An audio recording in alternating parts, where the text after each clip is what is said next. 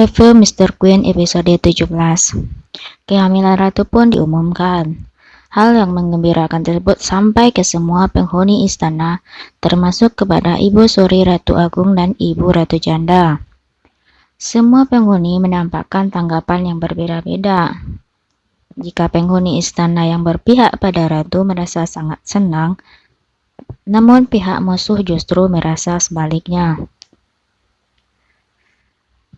Di sisi lain, raja begitu bingung. Kenapa ratu begitu marah dengan kehamilannya?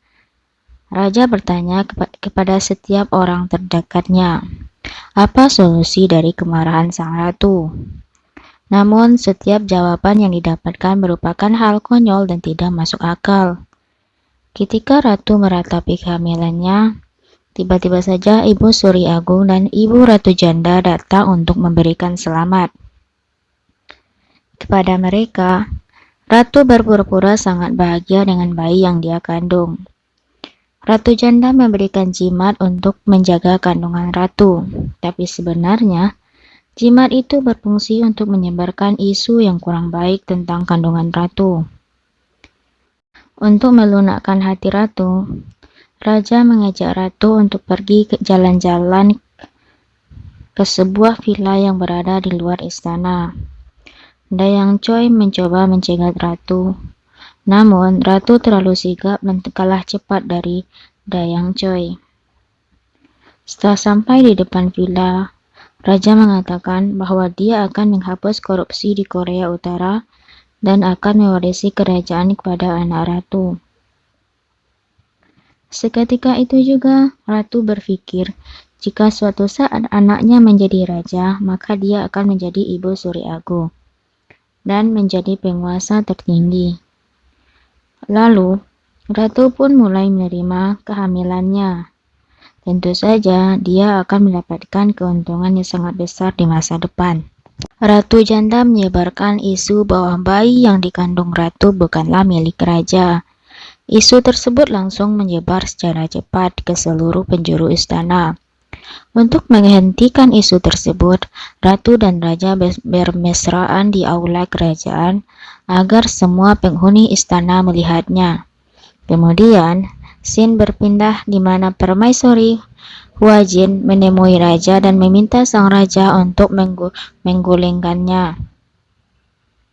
Dengan berat hati, raja pun memenuhi permintaan tersebut. Setelah pencopotan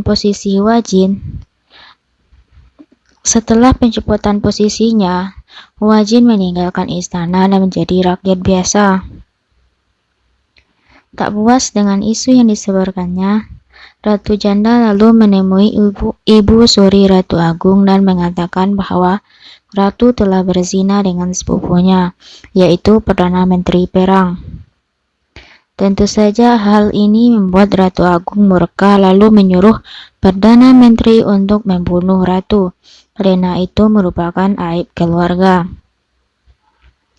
Namun, sepupu ratu menolaknya.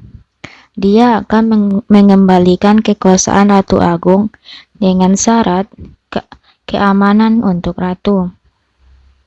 Lalu, Perdana Menteri menyuruh raja untuk pergi dari istana dan menyelesaikan masalah pemberontakan bandit timur. Itu semua dilakukan semata-mata untuk keselamatan ratu. Sebelum keberangkatannya, raja menemui Ibu Suri Ratu Agung dan menyerahkan kekuasaan selama raja pergi. Dan tibalah waktunya raja untuk pergi.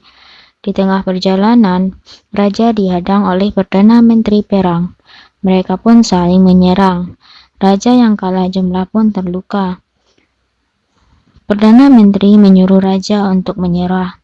Namun, raja memilih untuk melompat ke jurang.